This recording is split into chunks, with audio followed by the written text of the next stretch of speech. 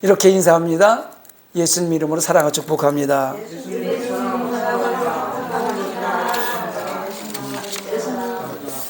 저도 여러분들을 예수님 이름으로 사랑하고 축복합니다. 한번 따라합니다. 우리가 알거니와 하나님을 사랑하는 자, 곧 그의 뜻대로 부르심을 입은 자들에게는 모든 것이 합력하여 선을 이루느니라. 주보에 항상 실려 있으니까 요거 올 1년 말씀이에요. 1년 동안 계속해서 주일마다 예배 때마다 할 말씀이 이 로마서 8장 28절 말씀이에요. 그래서 우리 성산교회 올해 그 표가 서로 협력하여 선을 이루라요. 왜 이 말씀을 드리냐면 성경에 서로 사랑하라, 합력하여 선을 이루라 이런 얘기가 계속 많이 나오죠. 쉽지 않기 때문에 그러는 거예요. 사랑하는 게 쉽지 않기 때문에 계속 사랑하라는 거예요. 합력하여 선을 이루라고 하는 것도 계속 나오는 이유는 합력하여 선을 이루기 어렵기 때문에 계속해서 반복해서 지도하는 거예요. 올해는 우리 모두가 합력하여 선을 이루는 성산교회가 되기를 간절히 소망합니다. 연초에 우리가 해야 될 일들이 상당히 많이 있습니다만 다른 거 다 제껴놓고 기도하는 것부터 시작하시기 바랍니다. 기도는 기본이거든요. 성도는 기도가 기본이에요. 기도는 호흡이잖아요. 기도는 성도의 의무예요. 세상에 살아가는 사람들도 힘들고 어렵지만 성도는 세상과 함께 더불어 영적 전투의 현장에 살아가기 때문에 더 힘들고 어려워요. 그래서 영적 전투의 현장에서 이기려면 기도해야 돼요. 왜? 기도가 무기이기 때문에 그 기도의 무기를 가지고 나서 삶 현장에서도 영적인 전투의 현장에서 기도하는 사람만이 승리할 수 있기 때문에 기도하자고 오늘 말씀을 나누고 싶습니다. 그래서 에레미야 33장 3절을 본문에서 부르짖어 기도하라 라는 제목으로 말씀을 나누려고 하는 거예요. 기도는 하나님의 백성 모든 성도를 향한 명령입니다. 기도는 해도 되고 하지 않아도 되는 것이 아니라 하고 싶을 때 하고 하고 싶지 않으면 안 하는 그런 것이 아니라 기도는 명령이기 때문에 반드시 해야 되는 거예요. 기도하는 것을 하나님 앞에 순종해야 하나님께서 명령하셔서 이행하는 거란 말이에요. 의무예요. 의무를 다하지 않으면 벌금 내는 거예요. 납세의 의무, 국방의 의무, 교육의 의무, 의무라는 거 있잖아요. 3대 의무 있잖아요. 그 의무를 다하지 않으면 벌금이 나오고 감옥에 가잖아요. 국방의 의무를 하지 않으면. 그런 것처럼 의무는 반드시 해야 되는 거예요. 기도는 의무다. 따라합니다. 기도는 의무다. 너는 내게 부르짖으라. 내가 내게 응답하였고 내가 알지 못하는 크고 은밀한 일을 내게 보이리라. 에레미야에게 하나님께서 당신을 향해 부르짖으라고 지금 명령하고 있는 거예요. 어디에요? 시베들에 갇혀 있고 일을 행하시는 여호와 그 일을 성취하시는 여호와라니가 말씀하시되 너는 내게 부르짖으라. 기도를 하기를 명령하시는 거예요. 성경에 보면요 곳곳에 하나님은 하나님의 일꾼들에게 기도를 명령하세요. 사무엘에게 이스라엘 백성들을 향해 하나님 명령하신 기도가 의무라는 것을 이렇게 말하고 있습니다. 사무엘상 12장 23절에 보니까 나는 너희를 위하여 기도하기를 쉬는 죄를 여호와 앞에 결단코 범하지 아니하고, 이 말은 기도가 사무엘에게 있어서 하나님의 명령에 대한 의미였음을 강조하는 거예요. 여기 담임 목사는요 여러분들에게 왜 등록카드를 받으면서 가족들의 이름을 쓰고 기도 제목을 쓰라고 하는 줄 아세요? 그 성도들을 위하여 기도하는 것이 내 의무이기 때문에 거기다 쓰라고 그러는 거예요. 가족 한 사람 한 사람 이름을 놓고 제가 시간 날 때마다 여기서 기도하고 있는 거예요. 어디서 무엇을 하고 있는지 나는 알 수 없지만 하나님 옆에 간절히 기도할 때 위험에 닥쳐 있을 때 하나님께서 막아주시고 좋은 일이 있게 만들어주시고 행복한 삶을 살게 하시기 때문에 기도하는 게 제 의무예요. 너만 의무입니까? 여러분들도 의무예요. 성도들은 모두가 기도가 명령이고 의무라는 겁니다. 그러므로 의무를 다하지 않으면 직무유기 되는 거예요. 성도가 기도를 쉬는 것은 하나님의 명령에 불복종하는 것입니다. 죄를 짓는 거예요. 성도가 하나님의 명령에 불복종하고 기도를 쉬는 순간 영혼은 죽는 겁니다. 어머니가 일 나가시면서 오늘 방을 꼭 쓸어놔라. 방이 좀 지저분하니까 방 걸레질하고 빗자루 좀 쓸어놔라. 어머니가 일 갔다 와서 방을 쓸어놓지 않고 걸레질 하지 않으면 한 대씩 얻어 맞잖아요. 맞아봤습니까? 전 맞아봤어요. 엄마가 안 시켰나 봐요. 좋은 집에 사신 거예요, 그럼요. 저희는 여러 형제가 살다 보니까 각자의 임무를 다 줬어요. 근데 그걸 하지 않으면 혼납니다. 이 기도도 마찬가지예요. 하나님께서 너희 기도해라. 너 기도만 할 것이 아니라 중보 기도도 하고 이웃을 위해 기도하고 어려운 사람을 위해서 믿음이 약한 사람을 위해 기도하고 기도하라고 명령했는데 기도를 쉬는 순간에 우리는 영혼이 죽는 거고 어떤 때는 하나님께서 기도를 쉬는 죄를 범했기 때문에 징계를 하시게 되는 거예요. 오늘을 살아가는 삶의 현장에서 일어나는 현상들을 보고 있노라면 사실은 기도하지 않고는 살아갈 수 없는 세상입니다. 이러나 사악한 세상에 보고 듣고 생각하는 것이 죄악인 세상에서 어떻게 기도하지 않고 살아갈 수 있겠습니까? 기도하지 않고 살아가다 보면요, 보는 대로 생각나는 대로 살아갈 수밖에 없어요. 그렇기 때문에 기도는 특정한 사람들에게만 하라고 명령하신 것이 아니에요. 목사니까 목사만 하라고 하는 것, 장로, 권사 이렇게 특정한 사람만 기도하라고 명령한 것이 아니라 성도, 하나님의 백성 누구나 기도하라 명령하신 거예요. 2024년도를 시작하면서 여러분 이 안에는요, 기도에 매진하시기 바랍니다. 그러면 지금까지의 삶의 모습과 다음 한 해의 삶의 모습이 완전하게 달라진 모습을 여러분 직접 목도할 수 있을 거예요. 부르짖어 기도하라. 하나님의 백성들을 향한 명령. 부르짖으라 이 말은요, 케라라고 지금 본문에 나오고 있는데 카라라는 원형이 카라라는 뜻이에요. 카라. 다양한 의미로 사용되지만 여기서는 전적으로 하나님을 신뢰하는 것을 얘기하는 거예요. 이 앞에 내용들을 쭉 보면 에레미야의 그 내용들을 보면 하나님을 전적으로 신뢰해라 이런 내용이에요. 그리고 목청이 터지도록 부르짖어 간절한 심정으로 기도해라 이런 것을 의미하는 거예요. 외쳐라 이거예요. 외쳐라.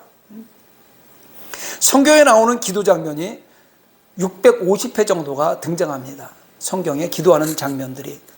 기도의 종류를 보면 여러 가지가 있죠. 믿음의 기도, 동의하는 기도, 또 예배의 찬양의 기도, 감사의 기도, 회개의 기도, 서원의 기도, 은밀한 중에 기도는 잠잠한 기도, 묵상 기도, 헌신 기도, 중보 기도, 기도 종류가 여러 가지가 있는데 그 중에 가장 많은 방법이 부르짖어 기도하라는 내용인데 245회가 성경에 기록되어 있어요.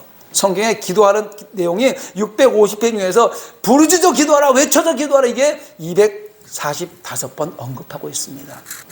부르짖는 기도는요, 우리나라 민족성에 맞는 기도의 모습이에요. 우리나라 사람들은요, 늘 외침을 많이 받고 늘 이렇게 움츠려 있는 민족이기 때문에 발산할 데가 없어요. 그래서 기도의 자리에 가서 소리지르러 기도하는 걸 좋아해요. 그래서 통성기도는요, 우리나라 사람만큼 뜨겁게 하는 데가 없어요. 물론 지금 아프리카 이쪽에 가도 통성기도 뜨겁게 하고 있습니다만 우리나라 사람들요, 소리 지르면서 기도하는 건 특징이에요. 특징. 이 특징이 한국 교회를 뜨겁게 하고 영적으로 발전시킨 거예요. 그리고 지금까지의 교회를 이끌어온 모습이 이 부르짖어 기도하는 모습들이었습니다. 예수님께서도요, 십자가를 지신 그 앞 시간에 겟세마네 동산의 기도에서 땀방울이 핏방울이 되도록 기도를 하셨는데 그 기도의 장면을 히브리 기자는 이렇게 기록하고 있습니다. 히브리서 5장 7절에 보니까 그는 육체에 계실 때에 자기를 죽음에서 능히 구하실 이에게, 하나님에게, 예수님이 하나님께 심한 통곡과 눈물로 간구와 소원을 올렸고, 할렐루야. 하나님, 내가 이제 십자가를 져야 되는데, 이 고통의 십자가를 져야 되는데 할 수만 있으면 이 잔을 내게 옮겨주시옵소서.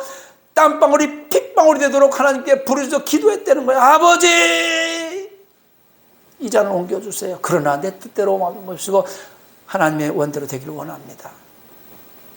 부르짖어 기도했다는 거죠. 마태복음 20장 29절에서 34절에 나오는 부르짖어서 응답받는 내용의 기도, 두 맹인의 기도가 나옵니다.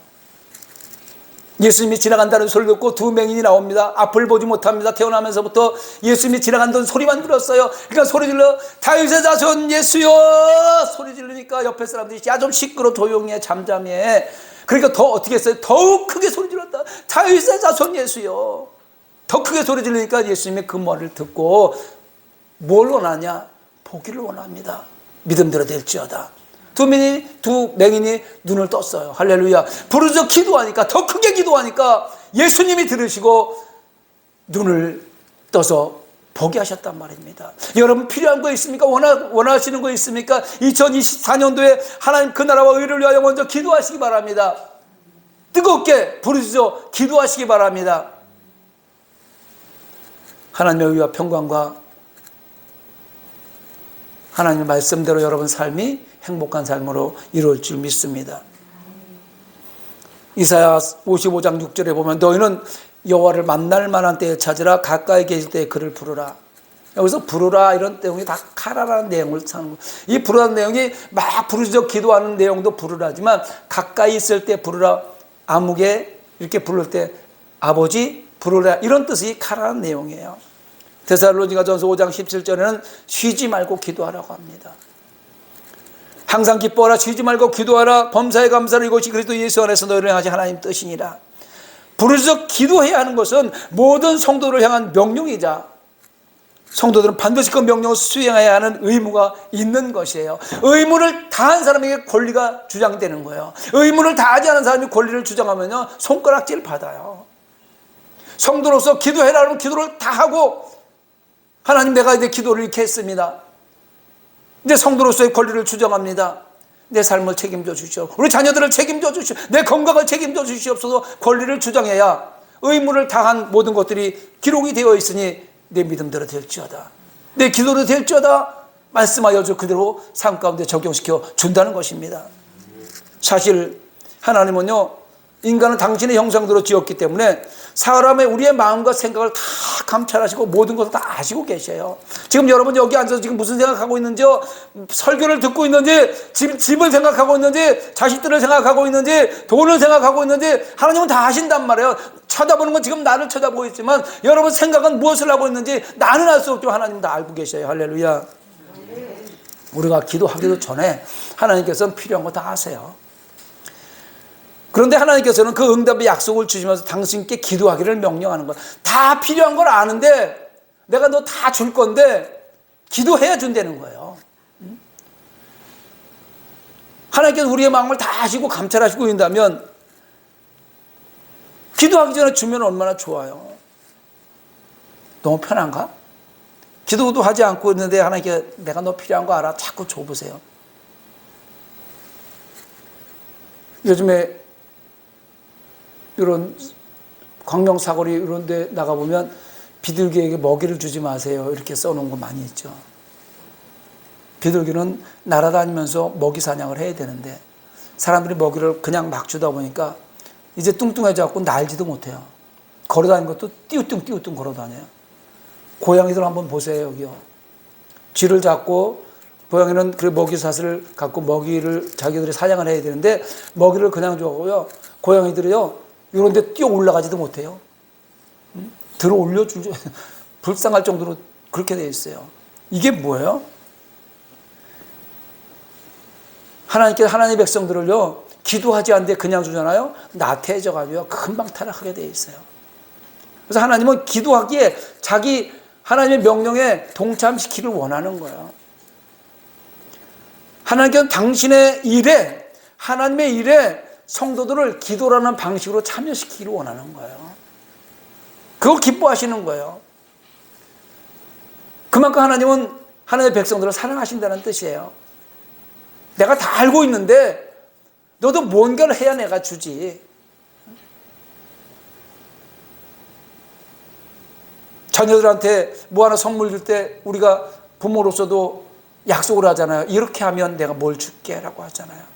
설거지하면 500원 줄게 이런 식으로 그런 거 하잖아요. 손자 손녀들한테 가끔 그러고 하잖아요. 하나님은요 자기 백성들을 사랑하기 때문에 무언가를 시키는 그냥 비대하고 그냥 나태해지길 원하지 않는 거예요. 기도라는 그 제목을 주고 미션을 주고 그 의무를 주고 명령해서 그 명령에 수행하는 사람, 순종하는 사람에게 하나님께서 누르고 흔들어 넘치도록 응답해 주시는 거예요.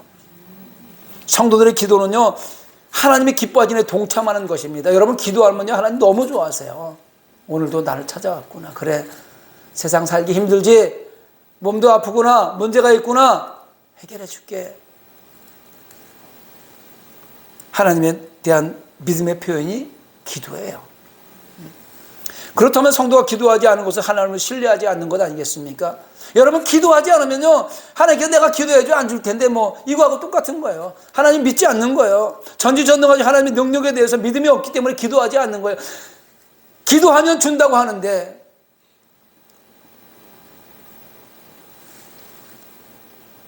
기도하면 다 채우신다고 그러는데, 명령에 순종하면 다 주신다고 하는데 기도하지 않는다는 것은 하나님을 믿지 않는 거 아니겠습니까? 그런데 그럼에도 불구하고 하나님께서 계속 부르짖어 기도할 것을 명령하는 것은 믿음을 보기 위함이에요. 우리의 믿음을 보기 위함이에요. 네가 진짜 나를 믿고 기도하는지 계속해서 명령하는 거예요. 650번이나 기도하라고 지금 성경에 기록되어 있다고 얘기했잖아요. 그 중에서 245번을 부르짖어 기도하라는 거예요. 오늘 본문의 주인공 에레미야 기도를 살펴보면 좋으신 하나님, 치료하신 하나님, 응답하신 하나님, 은혜 주신 하나님을 체험할 수 있습니다. 오늘 본문 앞에 1절에 보면은요, 에레미야가 시위대 뜰에 갇혀 있어요. 시위대 뜰에 갇혀 있다는 건 감옥에 들어갔다는 얘기예요. 감옥에 갇혀 있는 것은 고난 중에 있는 겁니다. 에레미야가 왜 감옥에 갇혔냐면 자기 민족들에게 바른 말을 하다가, 앞으로 되어질 일들을 바른 말을 하다가 잡혀서 갇혀있는 상황이다 보니 몸은 부자연스럽고 어떻게 움직일 수 없는 그런 상황 속에 있는 거예요. 이스라엘이 하나님 말씀에 불순종해서 그 죄값으로 바벨론 포로로 끌려갈 것을 예언하는데 오히려 그를 잡아다가 지금 옥에 가둬놓은 거예요. 하나님은 에레미야에게 남유다를 심판하시겠다고 하나님의 뜻을 전하라고 지금 에레미야 선지자를 보낸 거예요. 너네 나라 지금 곧 망할 거야. 지금 이 에레미야가 지금 선포하고 있는 이 에레미야 33장 1절로 3절 이 본문의 내용을 살펴보면요, 이때는 예루살렘이 함락 586년 바벨론으로 마지막으로 예루살렘 성이 함락되기 바로 직전이에요. 아주 아슬아슬한 그 상태에서 인정하고 항복하고 바벨론으로 끌려가서 포로 생활을 해라, 이걸 지금 얘기하는 거예요. 그런데 그 안에 있는 사람, 성 안에 있는 사람들은요, 평화되는 거예요. 평화되는 거예요. 그런 일이 일어나지 않는데, 북한에서 전쟁 준비를 하고 있는데 대한민국 남한에서는 그런 일이 일어나겠어 미국이 지켜주는데 전혀 생각하지 않는 거하고 똑같아요. 내가 지금 여기서 하나님께서 말씀하셔서 일주일 뒤에 북한이 전쟁을 일으킨답니다. 그래서 막 소리치고 다니면 저 붙잡혀 가요. 이거 똑같은 거예요. 만약에 그런 일을 저한테 하나님께서 말씀해 주셨다면 얘기하는 거예요. 근데 에레미야에게 지금 말씀하신 거예요. 이제 예루살렘 성이 곧 망할 거다. 빨리 동족들에게 말을 회개하고 돌아오라. 그래서 그는 가는 곳마다 내가 너희를 이 땅에서 쫓아내어 너희와 너희 열조와 알지 못한 땅에 이르게 할 것이라. 이 온 땅이 황폐하여 놀람이 될 것이며 70년 동안 바벨론 왕을 섬기리라. 이 말씀을 지금 전하고 있는 거예요. 70년 동안 우리는 일제 36년 동안도 얼마나 많은 고통과 고난과 슬픔과 그 추억을 가지고, 과거를 가지고 있습니까? 70년 동안 포로 생활할 거라고 그런 걸 외치고 있는 거예요. 선지자라는 사람이 나라가 어려울 때 백성들을 위로하고 소망의 메시지를 전해야 하는데, 에레미야는 평안하다, 소망이 있다고 선포하는 당시 다른 거짓 선지자라고는 다르게 여호와 하나님으로부터 이 같은 절망의 메시지를 전하도록 부름을 받았으니 얼마나 안타깝고 또 어려운 일이겠습니까? 에레미야의 삶은 사실은 가시밭길이었습니다. 저와 여러분이 살아가고 있는 이 시대의 성도들의 삶은 가시밭길이에요. 힘들고 어려운 세상을 살아갈 수밖에 없습니다. 에레미야는 죽을 고비를 수없이 넘겼고요, 자기 스스로도 하나님 나 이런 얘기 하기 싫어요. 내가 왜 우리 동족들에게 나서 우리 동족 망한다는 소리를 해야 됩니까? 나 이런 얘기 하기 싫어요. 반발하기도 했습니다. 그러나 선지자로서 하나님이 주시는 말씀을 전하지 않을 수가 없어서 어쩔 수 없이 심판의 말씀을 전할 수밖에 없었기에 눈물을 흘리지 않을 수 없었습니다. 그래서 에레미야를 눈물의 선지자라고 하는 거예요. 눈물을 흘리면서 이미 하나님께서 응답받았잖아요. 하나님께서 이미 다 보여줬잖아요. 이스라엘이 망할 걸 다 보여줬잖아요. 이 민족들이 다 포로로 끌려가고 포로 생활 얼마나 힘들고 어려운 고난의 생활을 해야 된다는 걸 다 보여줬잖아요. 그러니 울지 않을 수가 없잖아요. 근데 그걸 피해갈 길이 없어요. 이미 하나님께서 결정해 놓은 거 70년 동안 포로 생활을 결정해 놨으니, 그래서 눈물로 호소하면서 다니는 거예요. 그리고 희망의 빛을 또 얘기해 줍니다. 여러분, 갇혀 있다는 건요, 부자연스러움을 얘기하잖아요. 고난이 임해 있는 거예요. 그런데 성도의 삶에요, 고난이라는 시간을 배우려서 하나님 뜻이 있음을 깨달아야 돼요. 저와 여러분 삶 가운데 고난이 항상 있어요. 여러분 지금까지 살아오면서 한 번도 고난 없이 행복하게 평탄하게 잘 되고 행복하고 잘 되고 행복하고 이렇게 살았습니까? 아니면 문제가, 고난이, 아픔과 고통과 슬픔이 파도처럼 밀려왔습니까? 우리의 삶을 돌아보면요, 고난이 항상 오더라고요. 편안하다 할 쯤에 또 고난이 오고. 근데 이 고난이 세 가지로 와요. 징계적 고난이 있고요, 섭리적 고난이 있고요, 환경적 고난이 있어요. 이 고난의 일반적 환경적 고난, 섭리적 고난, 징계적 고난은 나중에 출애굽기 공부를 할 때 제가 자세히 설명해 드리도록 하겠습니다. 성도는요, 고난 중에 하나님의 도움을 간절히 원하며 스스로 무지함을 깨닫고 날 위해 십자가 진 예수님의 이름을 부르며 기도하게 되는 거예요. 고난이 오면은요, 예수 믿지 않는 사람도 아이고 하나님 그러잖아요. 아이고 하나님. 시골에 농사 짓는 사람들이 논에 모를 내야 되는데 비가 안 오면 하늘을 쳐다보면서 아이고 하늘도 무심하시지. 그 사람들이 교회 다니는 사람들 아니에요. 그냥 하나님을 불러요. 고난이 오면 스스로 부르게 돼 있습니다. 그래서 간혹 하나님은요, 하나님의 백성들을 아무도 없는 광야로 내어 몰아요. 아무도 없는 감옥 속에 집어넣는 겁니다. 어두운 광야 한번 생각해 보세요. 지금은 저와 여러분 여기 같이 있지만 한번 상상을 한번 해보세요. 어두운 광야, 사막을 얘기하는 거거든요. 여러분 사막 가보셨습니까? 저는 28살 때 사우디 아라리라는 곳에 가서 6개월 동안 있어 봤어요. 사막이요, 아무것도 보이지 않습니다. 그냥 모래바람만 부는 곳이에요. 그런데 그곳에 캄캄한 밤에 혼자 있다고 생각해 보세요. 벌레 소리, 작은 것 하나, 바람 불어오는 소리, 전설의 고향 같은 그런 소리, 들개들의 울음소리, 스산합니다. 그럴 때 그 광야에서 할 수 있는 게 뭐가 있겠어요? 하나님밖에 부를 수 없어요. 그래서 광야를 몰아넣는 거예요. 고난 가운데 넣는 거예요. 그 광야 가운데서 아무것도 보이지 않고 들리지 않고 손에 잡히지 않기 때문에 오직 하나님 이름만 부르라고 광야 가운데 몰아넣는 거예요.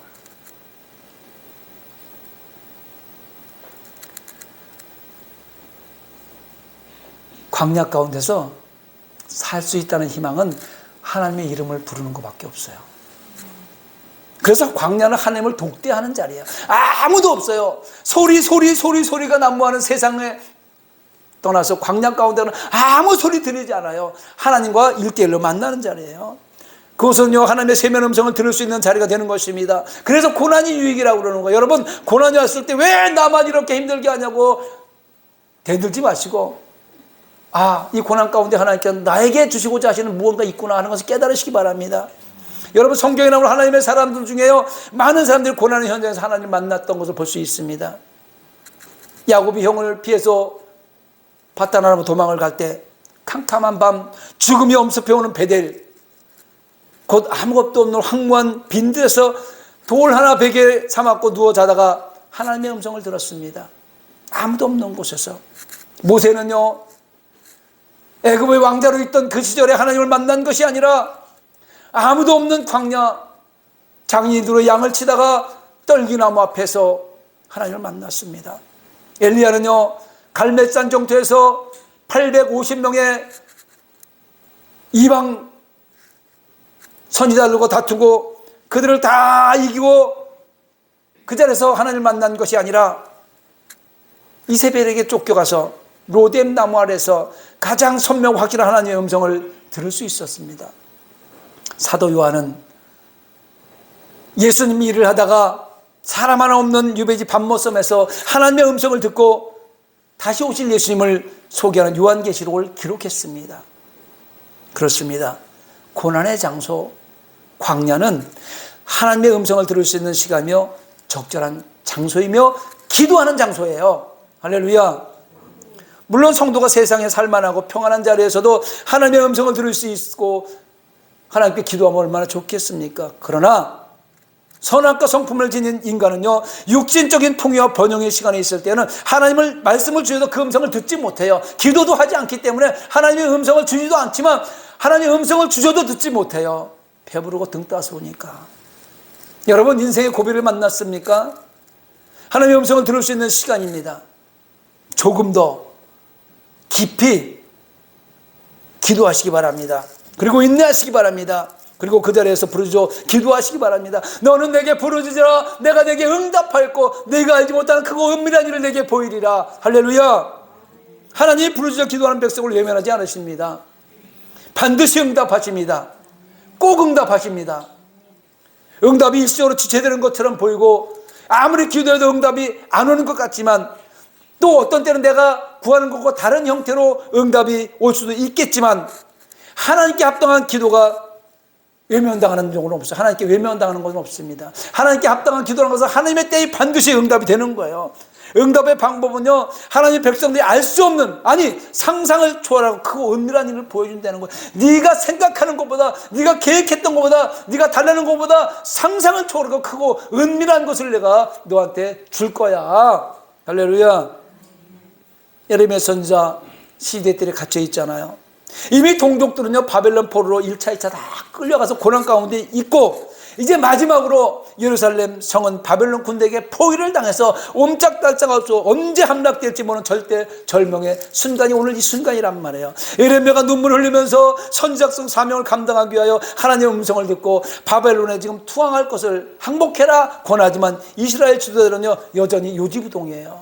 여기서 아무리 주의 말씀, 하나님의 말씀을 선포해도 듣는 하나님의 백성들이 마음이 요지부동이면 무슨 소용이 있어요? 듣고 아 그렇구나 깨달아야 되는데 이렇게 답답하고 공고한 순간에 하나님이 말씀하는 거야. 누구한테? 예레미야한테 부르짖으라고. 할렐루야. 지금 성도를 향해 부르짖으라고 말씀하시는 그분은 누구신가요? 만군의 여호와 나의 하나님. 그분은 일을 행하시는 여호와, 그 일을 성취하시는 여호와. 여호와는 이가 그의 이름을 여호와는 이. 할렐루야. 그의 이름이 여호와. 나는 나다. 스스로 있는 그 하나님, 그분을 지금 본문에 소개하고 있는 거예요. 포위된 예루살렘 성 안에 시위대들이 갇혀있는 예레미야에게 이스라엘 백성들을 향해서 끊임없이 선포하려는 거예요. 심판을 받아들여라. 그 고난의 길을 인내하며 살아내면 바벨론 70년 포로 생활을 마치게 될 것이고 예루살렘으로 귀환의 회복을 주시겠다는 예언을 하시면서 당신이 어떤 존재를 설명해 주시는 겁니다. 사랑하는 성도 여러분, 이러한 하나님의 신실하심, 진실하심, 전능하심의 은혜는 사악한 세상을 살아가는 우리에게도 평안과 위로를 주십니다. 하나님께서는 우리에게 당신을 향한 신앙의 씨를 심으라고, 그